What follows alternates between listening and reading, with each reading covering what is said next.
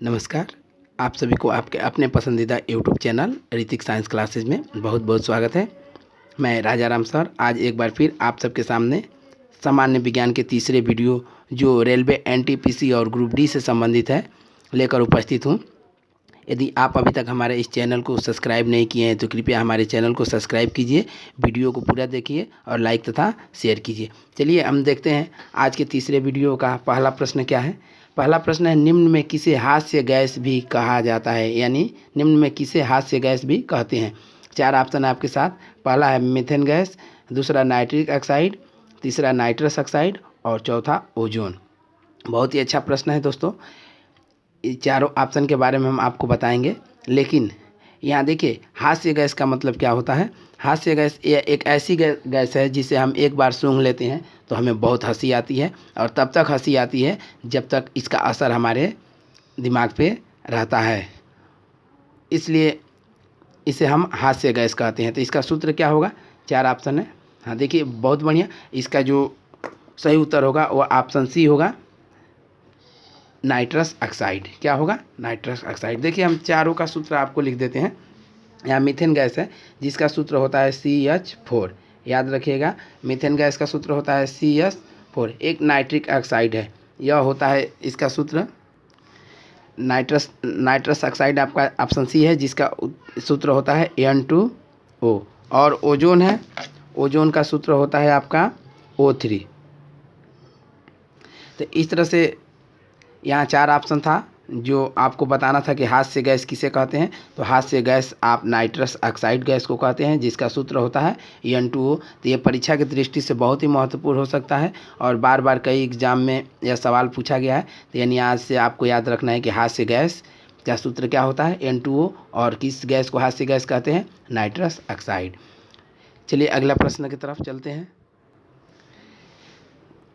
दूसरा प्रश्न है, बॉक्साइट किसका अयस्क है, कार्बन का, एल्युमिनियम का, सोडियम का, लोहा का। चार ऑप्शन है। ये बहुत ही अच्छा प्रश्न है, ज़रूर आप लोग इसका उत्तर बता सकते हैं। हाँ तो बहुत बढ़िया, इसका उत्तर होगा आपका ऑप्शन बी, जो बॉक्साइट है यह एल्युमिनियम का अयस्क है। यानी बॉक्साइट अयस्क से ही हम एल्युमिनियम का शोधन करते हैं, यानी एल्युमिनियम को प्राप्त करते हैं। तो याद रखिएगा बॉक्साइट एल्युमिनियम का अयस्क है। तीसरा प्रश्न है, निम्न में विद्युत का सबसे अच्छा चालक पदार्थ है। ऑप्शन ए है सोना, बी चांदी, सी तांबा और डी एल्युमिनियम।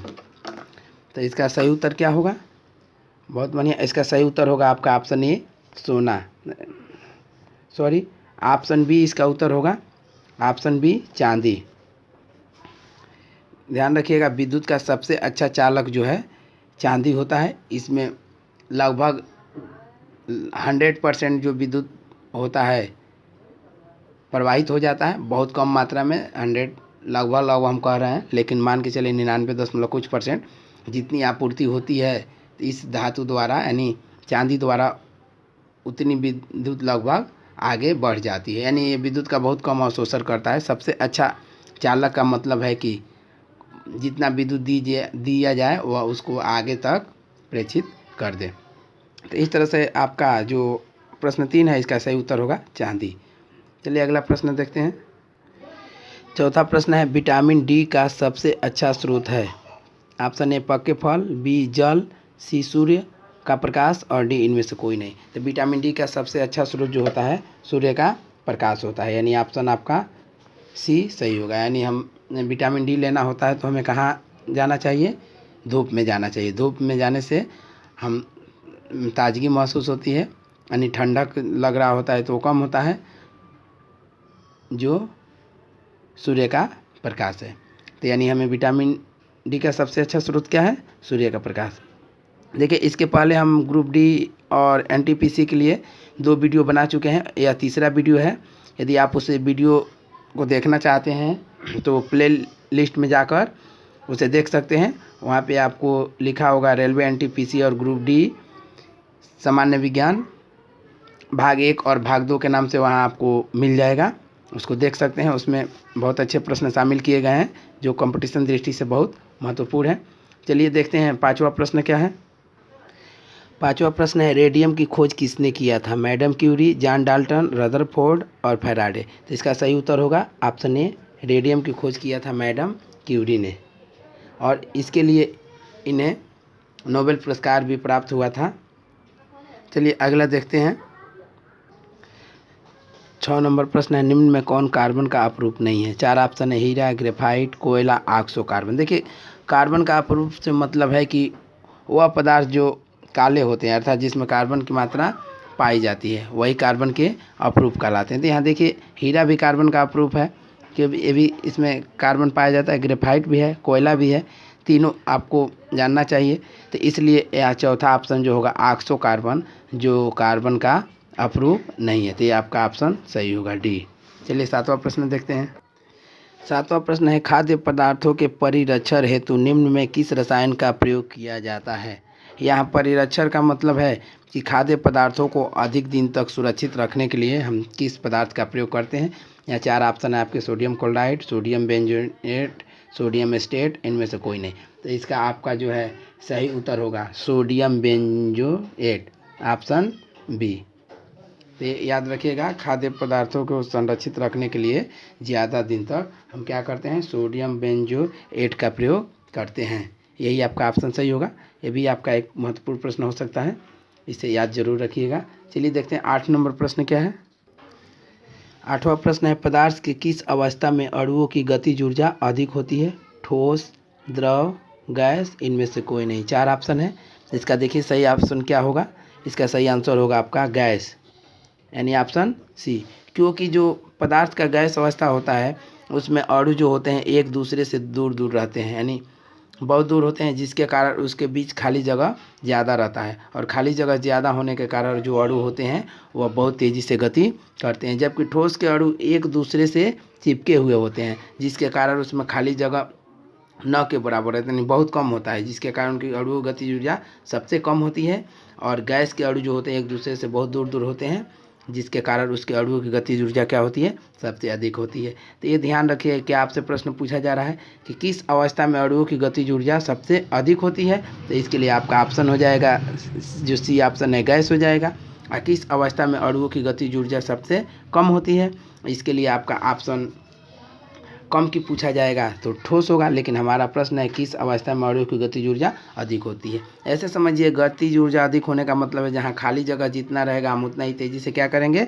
गति करेंगे, और जहाँ खूब कम जगह रहेगा वहाँ हम बहुत धीमा गति करेंगे। यानी ज़्यादा गति पूछा जाए तो आपका यह ऑप्शन क्या होगा? सी गैस, यानी गैस के अवस्था में अणुओं की गतिज ऊर्जा जो होती है बहुत अधिक होती है। चलिए 9 नंबर प्रश्न की तरफ चलते हैं।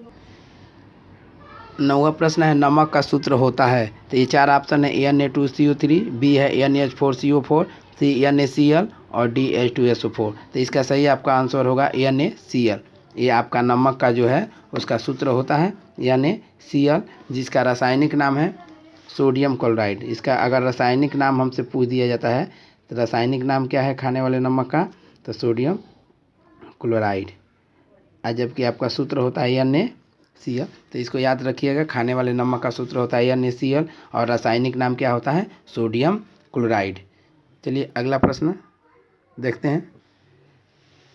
10वां प्रश्न है आवेश का मात्रक होता है। Option A coulomb, option B ampere, option C ohm और ऑप्शन डी वोल्ट। 4 ऑप्शन है। तो आवेश का मात्रक क्या होता है? बहुत बढ़िया, इसका मात्रक होता है कूलाम। आवेश का मात्रक क्या होता है? कूलाम, जिसे हम लिखते क्या है? ये होता है Q = IT। Q = आपका IT होता है, यानी आवेश = धारा गुणे समय, और जिसका मात्रक होता है कूलाम। आवेश का सूत्र हो जाएगा धारा गुणे समय, यानी Q = IT और मात्रक होगा कूलाम। चलिए आगे बढ़ते हैं। 11 नंबर प्रश्न है 1 नैनोमीटर होता है, यानी ये हम सारे ऑप्शन आपको मीटर में दिख रहे हैं, यानी 1 नैनोमीटर में कितने मीटर होता है। यहाँ 4 ऑप्शन है 10⁻⁻⁶ मीटर, 10⁻10 मीटर, 10⁻9 मीटर और 10⁻12 मीटर। तो ये याद रखिएगा, यदि नैनोमीटर को हम मीटर में चेंज करते हैं तो उसका जो ऑप्शन आएगा ऑप्शन सी, यानी 10⁻⁹ मीटर, यानी इसका सही उत्तर होगा 10⁻⁹ मीटर। 1 नैनोमीटर = -9 मीटर, जबकि अगर हम यह जो है आपका ऑप्शन है यह माइक्रोमीटर हो जाता है। क्या हो जाता है? माइक्रोमीटर। 1 माइक्रोमीटर इक्वल टू होता है 10⁻6 मीटर। ठीक है। और 10⁻10 मीटर जो होता है, एक जो एंगस्ट्राम होता है, 1 एंगस्ट्राम इक्वल टू 10⁻10, यह एंगस्ट्रान हो जाता है। 1 एंगस्ट्रान इक्वल टू 10⁻10 मीटर। यह जो है आपका 10 पर अभी बताया नैनोमीटर होता है, 10⁻9 मीटर, और 10⁻12 जो होता है यह आपका होता है पिकोमीटर। चलिए देखते हैं अगला 12 नंबर सवाल। बहुत ही महत्वपूर्ण प्रश्न है 12 नंबर आपका जो है, हीरा क्यों चमकता है?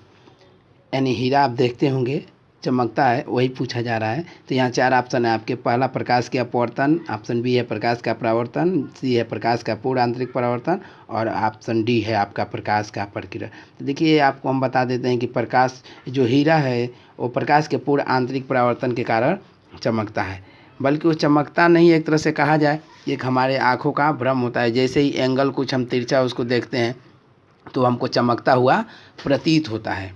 क्या होता है? हीरा चमकता हुआ प्रतीत होता है। और यह किसके कारण होता है? प्रकाश के पूर्ण आंतरिक परावर्तन के कारण होता है। देखिए प्रकाश के पूर्ण आंतरिक परावर्तन क्या होता है? कभी कभी आप देखते होंगे जब गर्मी के दिनों में बहुत ज़्यादा धूप हुआ होता है और आप रोड पर चल रहे होते हैं, तो वहाँ आपको आगे की तरफ लगता है कि पानी दिखाई दे रहा है, अगर अच्छी रोड हो। और फिर वहाँ पहुँचते हैं तो वहाँ आपको पानी नहीं रहता है। यही प्रक्रिया आपको आगे दिखाई देती है, आगे लगता है कि पानी है। यह भी क्या होता है? हमारे आँखों का भ्रम होता है। और ये इसी घटना को ही, इसी भ्रम को हम क्या कहते हैं? प्रकाश का पूर्ण आंतरिक परावर्तन। तो ये ध्यान रखिएगा, हीरा क्यों चमकता है? तो प्रकाश के पूर्ण आंतरिक परावर्तन के कारण चमकता है। चलिए अगला 13 नंबर प्रश्न देखते हैं। 13 नंबर प्रश्न है, विटामिन ए का रासायनिक नाम है। Option A thiamine, B retinol, C ascorbic अम्ल, और डी कैल्सीफेरॉल। तो यह हम आपको बता देते हैं कि जो विटामिन ए होता है इसका रासायनिक नाम क्या होता है? रेटिनॉल होता है। और ये आपका ऑप्शन क्या होगा? ऑप्शन जो बी है यह सत्य होगा। लेकिन विटामिन ए के बारे में कुछ समझ लीजिए। विटामिन ए की खोज मैकुलन ने किया था, और यह हमें विटामिन ए जो होता है पके फलों में पाया जाता है, जैसे केला, सेब, जो मीठे फल हैं। पके फलों का मतलब है मीठे फलों में हमें विटामिन ए पाया जाता है। और इसकी खोज किसने किया था? मैकुलन ने किया था। तो ये 2 चीज़ ज़रूर याद रखिएगा कि ये कहाँ पाया जाता है? पके फलों में। और इसकी खोज किसने किया था? मैकुलन ने। चलिए 14 नंबर प्रश्न देखते हैं। 14 नंबर प्रश्न है, वह क्रिया जिसके द्वारा पौधे अपना भोजन स्वयं बनाते हैं कहलाती है। यानी पौधे भी जो है अपना भोजन बनाते हैं, इसके लिए उन्हें किसकी आवश्यकता होती है?